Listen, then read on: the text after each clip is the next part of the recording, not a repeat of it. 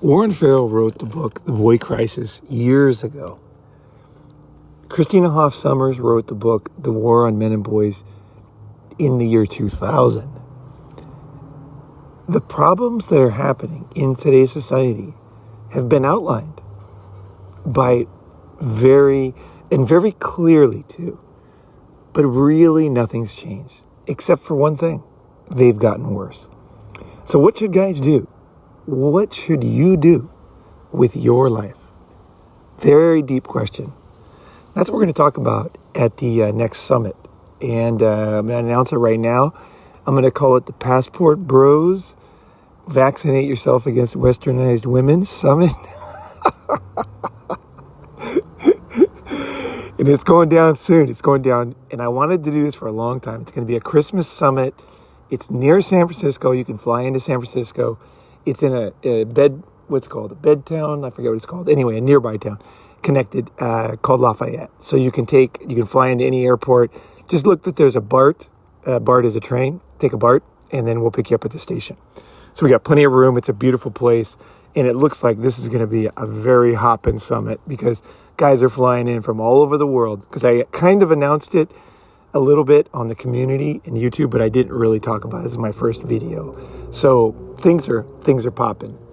And the group chat is going on. So if you want to go, if you've never been to a summit, come. We open the house, just so you guys know, just kind of like a quick breakdown on summits. I try to make them as inexpensive as possible. So we get a house. You don't need to get a place. So you don't need to pay $150 a night to stay in San Francisco because that's minimum. Everything with the house is free, right? And we cook our own food or we go out and eat cheap food, whatever. Cheap, healthy food. We look for stuff that's inexpensive. Ronin style, baby. Ronin style. But bring a sleeping bag. You need a sleeping bag. It's just so you guys know, price is $398 for newcomers, first timers, and $298 if you've been to one before. Any summit before. It's $298. Okay, so just text if you're going to come to the summit. If you're not going to come to the summit, please do not add me. But if you're going to come to this summit, not promise the next one. If you're going to come to this summit on December 23rd, 24th, 25th, add me on Telegram. My ID is Ronin Free. Ronin Free. No space, no dot. And I'll add you to the group. I do a little screening, and that's to protect the group. And then I'll let you in, and you can start chatting. The group is already on fire. All right. So, one of the things that gets me is that there's so many channels now. When I started Ronin Band, there wasn't that many men's channels. There was a few. There was like Angry MGTOW. There was MGTOW 101. There was Big John.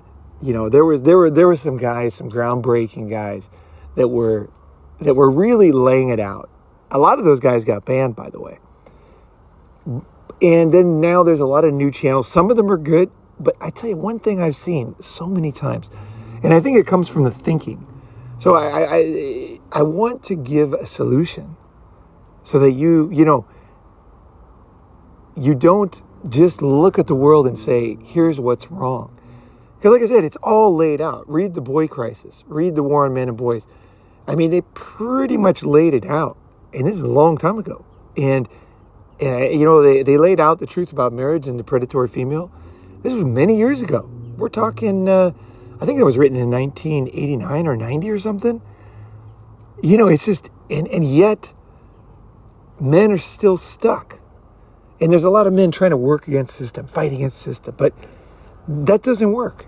The system, and you can see it in society, like nothing's changed. It's only gotten worse. Does that have to get you down as a man? What do? You need options. You need models for living. I talked about one model for one guy.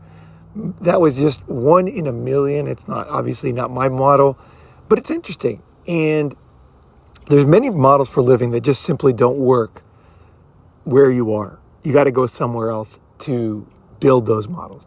In other words, you can't be a farmer in Brooklyn. You know what I mean? Downtown Brooklyn. It's not going to happen. You need to move somewhere where there's land, right? So moving, and wherever you are, it can change things. But one of the problems, well, let's see, how am I gonna portray this? There's so many aspects to it. It's difficult to put it into where I'm trying to think, what do I really want to say? I want to say there's hope. That's the main thing. And there's ways that you've never thought of. And I also want to say that there's dangers you've never thought of. Some things are dangerous. Just give you a quick kind of scenario here. A lot of guys, they move Southeast Asia. They love it, but they haven't really thought it through, and they still got a lot of personal problems. So they might have a drinking problem. Well, guess what happens when you go overseas? They don't give you a drunk in public. You can pass. I've seen guys sleeping on the sidewalk. Tons of guys just sleeping drunk on the sidewalk. Just sitting there. No problem. Cops are not arresting them. They're just... And how is that good for you? Like, your personal problems can get worse, right? So that's one big danger going overseas, is you're no longer in. You can complain about blue pill society all you want, but a lot of the stuff is there to protect you. And when you're off the rails, you need to discover, not only do you have to pay for your mistakes, you have to make better decisions. There's no easy, like here, like let's just say in California, it's so easy. Blueprint for living. What do? You get a job. You get a car.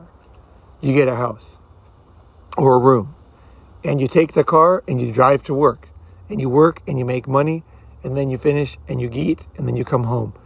And you watch movies or you go to the gym. It's pretty simple. It might not be the most fulfilling thing in the world, but there is some good...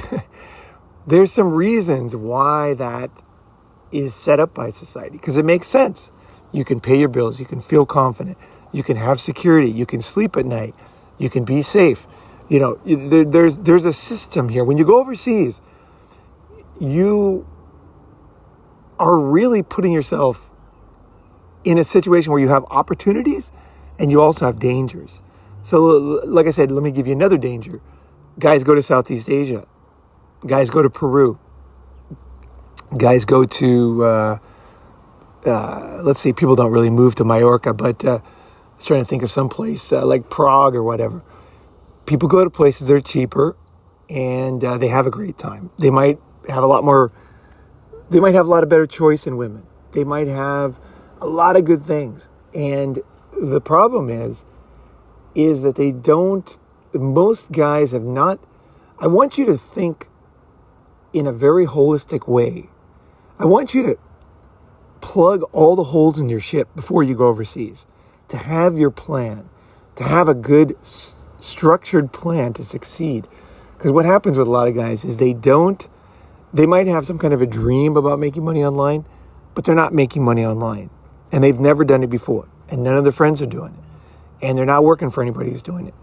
And they're going to go overseas and they're going to miraculously start making money online. Guess what happens? It doesn't work. What happens next? Okay, think about it. There's real dangers here. I mean, you remember Pinocchio?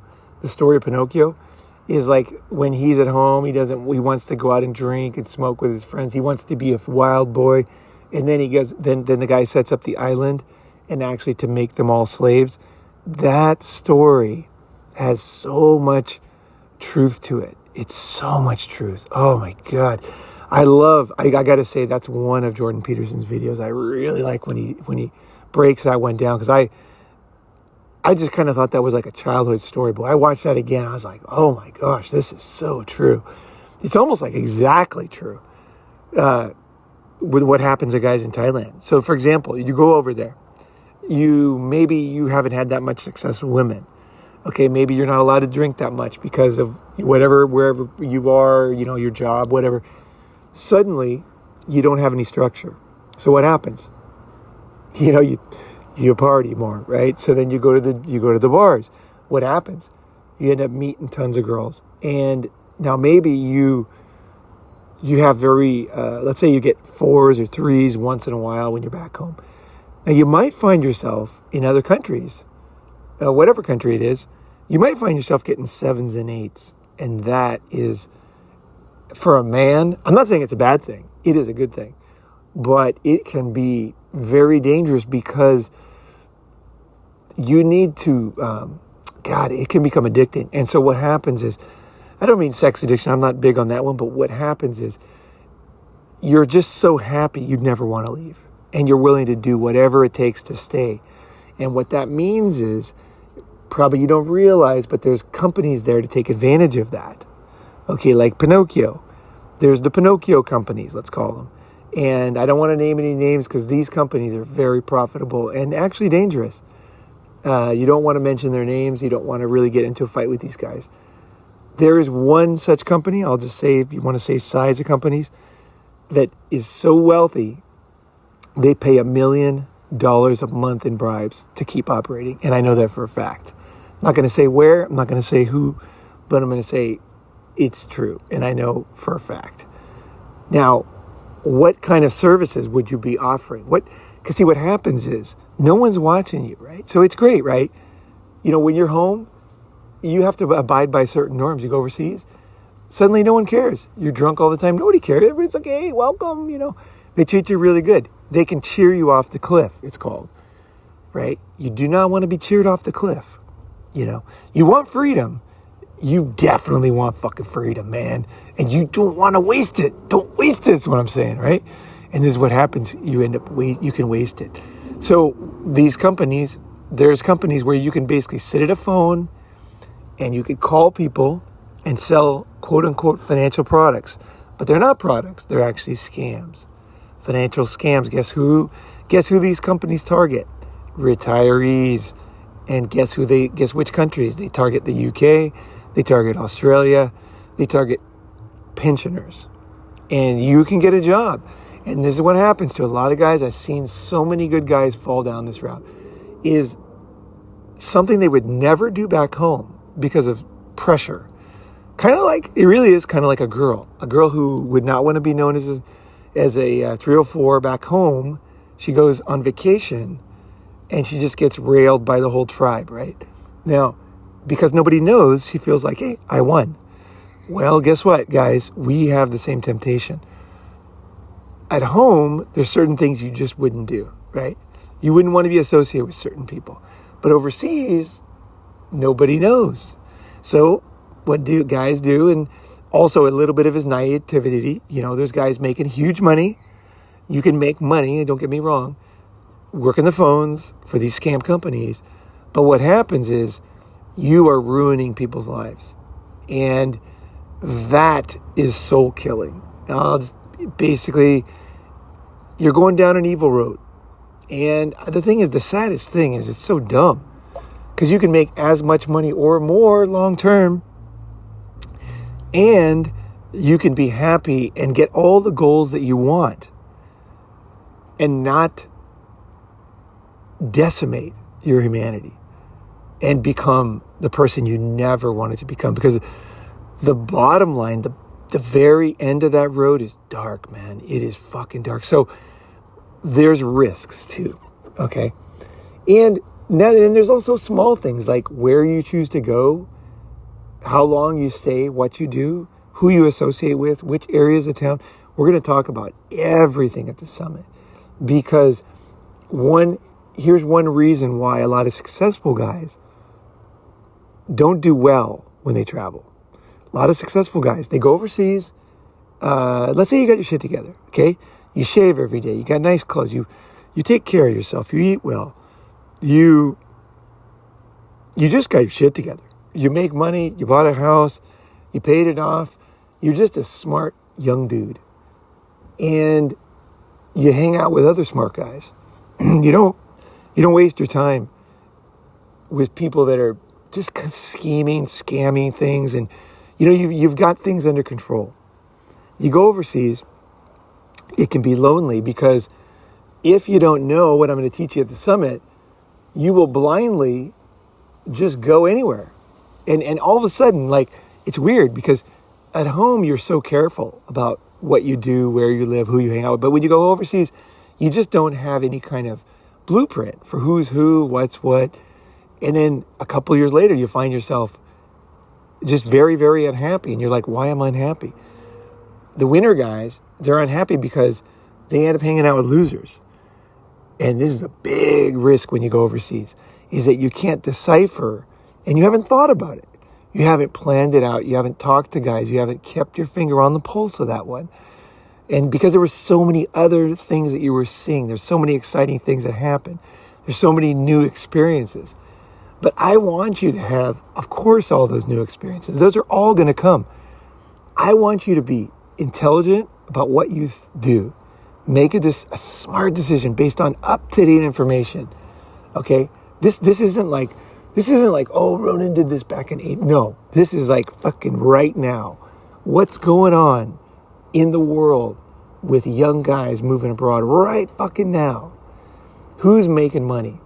Who's wasting their time? Who's beating their head against the wall?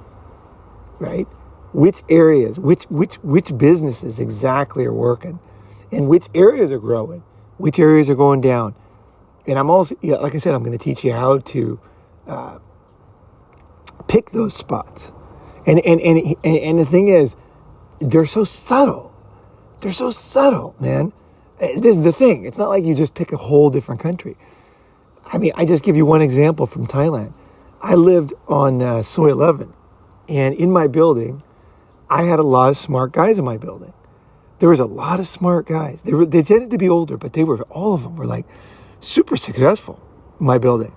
I just kind of picked this building because I moved in there because one of my friends moved in there. And now, of course, my friend's like super smart, right? And he did his research. But I just kind of like thought, oh, he's moving in there, I'll move in there. And we were living together. And I was like, over time, I realized, hey, these guys are cool. And I realized, like, yeah, these guys are shit together. And like, it was an Indian guy, there was like an Iranian guy, there was a German guy. I was hanging out with all these interesting, intelligent guys that were successful. Chinese guy, all different nationalities. Guys from the Middle East, guys from the UK, guys from, I guess there was Americans. Not really. There wasn't many Finnish guys. There was a lot of Finnish guys actually. And here's the thing. I'll just quickly, just to kind of give you kind of a mind-blowing concept. I just suddenly realized as I lived there longer, I realized that there was like 7 stations away, apartments that were less than half price and twice as big. And a lot of guys would go down there. So I started to, hear about apartments down there. I went and looked at them, and they looked really nice. They were way bigger. The pools were nicer. I mean, everything was bigger and better and cheaper. And I was like, why don't I move down here? And there was something in my subconscious. I was like, I don't know. It's only 7 stops away. It's only 14 minutes by subway and about 50 minutes walking. I'm like, why is it so different? It's so close, because you take the subway. It's like 15 minutes, And I was like, I don't understand. And then I realized, I realized because I started talking to guys, because you guys know that I go to hospitals and I try to help people with drug and alcohol problems, things like that, right? I found that a lot of the guys that were having problems were living out there. And I slowly talked to them, and I was like, it was just interesting. And they said, and I suddenly realized when they first moved to Thailand, they kind of lived where I lived. Because in my building, they had their shit together. Like if you were a total loser, crazy guy, they were going to kick you out. They're going to kick you out. And if you had some crazy girlfriend, like screaming, drugs, she's not going to get in your room. They wouldn't even let her into the lobby. And the building had standards, right? The building had standards. The management had standards. The people had standards. And so once people started getting fucked up with things, whatever it was, they tended to move away. And they would, and it was just a funny thing. It was in the same country, in the same city, but it was only 15 minutes away. But there was a different clientele there. And so I want to show you how to thread the needle, because you can be so close to a good idea and so wrong and also so lost, like not really getting it. I'm sure there's guys who've moved away forever because they were like, man, around here is just the losers. And I tell you something, the guys I met were not losers at all. In fact, I gained a lot from them. I learned a ton from the Indian guy, man, rich Indian guy. Talking to him was so interesting. He used to have a gold shop in New York. I learned a lot about gold and precious metals. I mean, I just learned tons from that guy. I learned about Indian food. The guy had class. A lot of older Indian guys, they just have fucking class, They're like the old British gentlemen. And this guy just had class. It was always kind of relaxing to talk to him. and to go out to lunch with him. And so I want you to know that a subtle difference in how you do things makes a big difference. Okay, now, but what about you guys that are thinking like, hey man, I can't go overseas. I'm not going to go overseas. I'm not going to go. I don't need this. This isn't valuable. It isn't? Okay. Maybe not today. Maybe your kid's 3 years old, 4 years old. You're like, hey, I can't travel now. I just can't do it because I got young kids. Well, I mean, of course, you can take young kids abroad. A lot of people do. Lonely Planet, the book that opened up my world. Tony and Maureen Wheeler, they wrote those books, Australians, and they gave me the blueprint to travel, and they took their kids every single country. So it's possible. I'm not saying you're going to do that. That's a possibility too. Yeah, you might be. You might be Tony Wheeler. Probably you're not, and you'll end up having to, your wife, more likely your wife won't be Maureen Wheeler. That's more what I'm saying. You might be Tony Wheeler, but your wife isn't. So you're stuck. Okay, you're stuck till they're 18. But guess what? Knowing that there are options will give you hope. And you'll probably end up taking a few nice trips, better decisions because of this, the information. You will think of how to maximize your time. Because you know me, I'm always trying to kill like 18 birds with one stone, right? It's not just travel for me. It's like I'm looking at business ideas. I'm meeting people. I'm going to museums. I'm using it to go to, crypto meetups. I'm going to tech meetups. I'm going, I'm using it. I'm meeting people, but not just people, but value-added people. I'm thinking of ways to always, it's one thing, it's nice to meet new people. It's another thing, it's nice to meet new people that are talented. It's another thing, it's nice to meet new people that are talented in areas that you're interested in moving into in the future, or at least looking into. So you can go to those groups, right? So you can so many ways to maximize one thing or to take it to the highest level, right? That's what I want you to be able to do. So whether it's with your holidays, your vacations, or your ultimate moving abroad. Now, what about the guys, like I said, who can't move, can't do anything? Why would you want to know about all the things that you can do? The reason why you want to know is the same reason why the difference between a guy who's going to get out of prison and a guy who's never going to get out of prison. Why is life imprisonment without possibility of parole so just terrible? It's because you have no hope. There's no hope.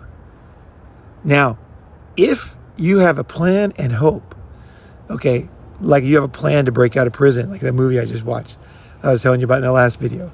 I don't watch many movies, and that movie really inspired me. Is the guy's like, he kept talking about how he's going to go to Mexico and have this and do this. It's because he was already digging a tunnel and he was almost out, right? He had hope, right? And the hope was based on reality, okay? So your reality is going to come from making good plans now. Not being a dummy, waiting till you're 65 and then just spending all your money going somewhere like an idiot. Is like you have the opportunity to now know what's going on. It might help you with giving your friends advice, your son advice. It's going to help enlarge your life. It's going to give you hope. There's so many reasons to know what the fuck is going on in the world, right? And what options you have as a man. Because who knows? Maybe you will find yourself in a situation where you're single. Even if you have kids and a wife, maybe she's going to divorce you. Maybe you're going to lose custody and you'll find yourself free. You don't want to be free because you want to take care of your kids. But a lot of times these days, it doesn't matter how much you want to be a father. There's a lot of evil family courts who will not allow a child to have a father, and they'll take you away. There's true evil in this world today. And what do you do when you're a victim of evil? What do? You have a great life anyway. That's right. You don't crawl in your hole. Of course, evil exists. You take your lumps. You know it's not right? But what do? What does a man do? A man reinvents himself and goes on and lives a fantastic life and has such a great life that there is hope that he can even fix his relationship with his kids in the future. But he cannot do that by becoming a hermit, by going into a hole, by being depressed, by getting on all kinds of handfuls of pills. He can't do it by ruining his life. The only way, if you're a victim of evil, going overseas is a great idea. If you're a victim of evil, then the only hope is to have a fucking fantastic life, because that shines through. You know that thing? You guys know what I'm talking about. The truth will set you free. Okay? I'm not going to get into the details. But you guys have been a victim of evil. You know what I'm saying is true. And a lot of having a better life is new food, new places, new people, new options, flexibility. You're not stuck anymore. You're not stuck in the new place you're going, right? I'm going to teach you how you can be there. You're not a tourist. You're able to set down roots. But at the same time, man, it's like there's wheels, man. Your life's on wheels. What does that mean? One big mistake semiconductor factories made is the ones who invested like with a 150-year timeline. I know a guy who built a fab in China with a 150-year timeline. The government ended up taking it away. They reclassified the land as farmland. They let him build it. They let him invest. Then they reclassified it as farmland. And they said this whole fab is illegal. They kicked the foreign company out. And guess what? The manager of the factory, the local Chinese guy, he became the president of the company. And guess what? Miraculously, he went to the courts and somehow got the land rezoned. So what was the mistake the company made? Is they made a long-term investment. Okay? When you go overseas, you want to make an investment. Okay? You want to live there. You don't want to be a tourist. But at the same time, you don't want to be blackmailable. Okay? So you want to have a more flexible business, a more flexible lifestyle, at the same time as getting all the benefits. And you can get all the benefits of the internationalization, the girls, the food, the fun, the new experiences, the whatever society was trying to fucking rip off with Benetton and stuff, the benefits, and there are benefits of meeting other cultures. There are. It's been so bastardized, I hate to even say it. But I've learned a lot from Chinese culture. Tons. Japanese culture, I've learned the most. I learned a lot from French culture. My history, I started traveling to France. That was the first place I ever went. And I went a lot of times too. That's why when I say I like French culture, I really do. I think Americans are idiots when it comes to French culture. All they know is one joke about World War II. Dude, French culture is fucking awesome. Oh man, I learned so much about enjoying life from French culture and about savoring life and enjoyment and real things. I learned a lot about real from French culture. Everything from climbing companies like clip-ons and things like that the French made first, things the French did first. Oh man, the French were so in touch with things, Anyway, you gain a lot. You'll gain a lot if you make the right decisions. That's what I want to help you do. And there's so much to gain. And I think it's especially important for guys stuck in Western culture because there is no hope, And the way you really lose hope, here's how you lose hope. You lose hope by having hope in things that have no hope. Okay, what does that mean? It means having hope in things you can't control. So if you have hope that your wife is going to change, but she doesn't want to change, she's showing no signs of change, but you have quote unquote hope, that's misplaced hope. You should have no hope that your wife is going to change. Okay, then now let me give you some different kinds of hope. Let's say you got a smoking problem, you're smoking, and you have hope. You're like, I'm going to stop smoking.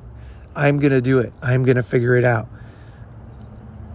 I'll give you one tip. Read Alan Carr's guide, Easy Guide to Stop Smoking. It's the first book. That book, I've given it to so many friends. They stopped smoking like that. Never went back.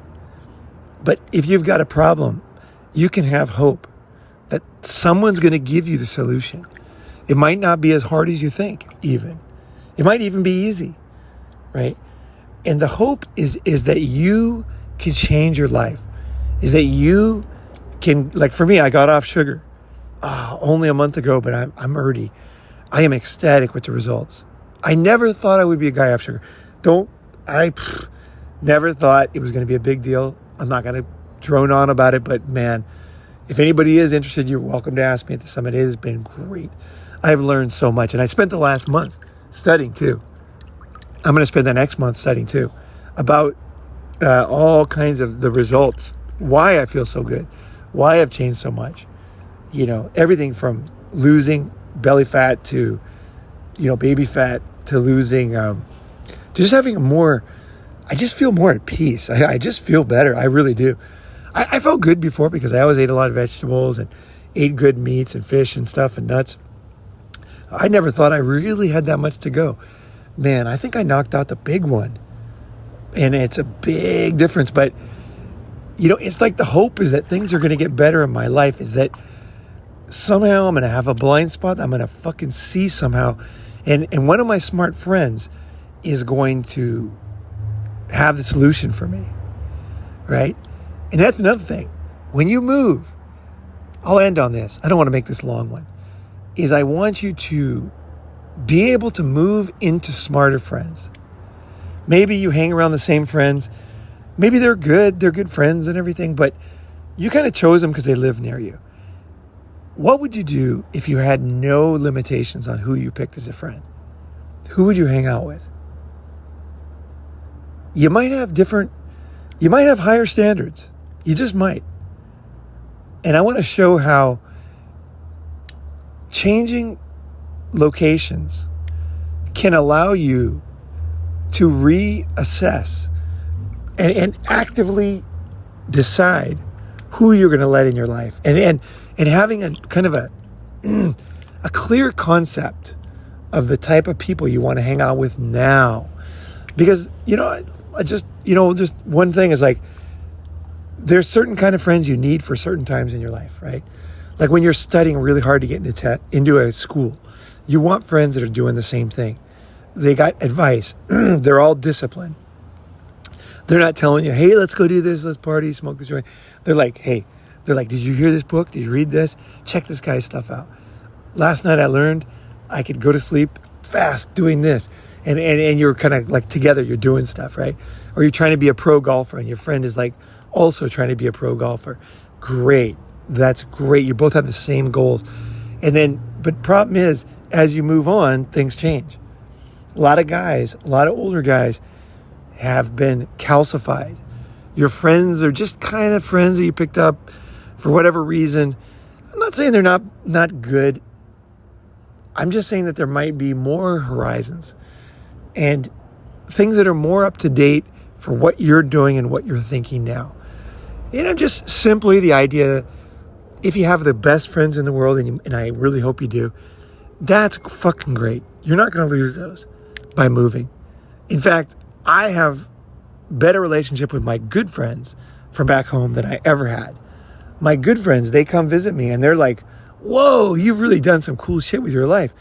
Like, that's amazing. Like, I want to learn from you. And I go back and I see them. And then the guys who are just kind of friends based on geography, or based on one little habit I don't have or one little hobby I had. It was just like one small part of my life. Or worst case scenario is the guy who's sitting next to you in the bar, or the guy who is the friend of your ex-wife's best friend's husband. Like your friends are based on your ex-wife and she's no longer your wife, so they're not your friends. So, there's a lot of dumb reasons why guys have friends, and having a kind of a logical, rational, positive, cognitive, cognitive, planning, thinking, momentum to your decision for who you're going to spend time with is a very valuable thing. And you can redo that each time you move. Each time you go, you can be in one country for 6 months, another country for 6 months. And each time you'll sharpen the knife on each of the tools I'm going to lay out at the summit. But I hope that even the small hint I've given you has given you a lot of good ideas and a lot of fresh ways of thinking about all the different topics. And anyway, I want to say, I hope you guys have a great weekend. And if you've never been to a summit, please come. I'd love to meet you, especially you guys are long-termers. I know it's during Christmas, but hey, a lot of guys have lonely Christmases. A lot of guys got fake everything. If you have a fake, boring life and every year is the same, take a break 1 year. Have a Ronin Christmas. All right, come join the Passport Group Bros Summit. I love that name. I know that they hate it online. Go check it out. All right, guys. Hope you have a good weekend.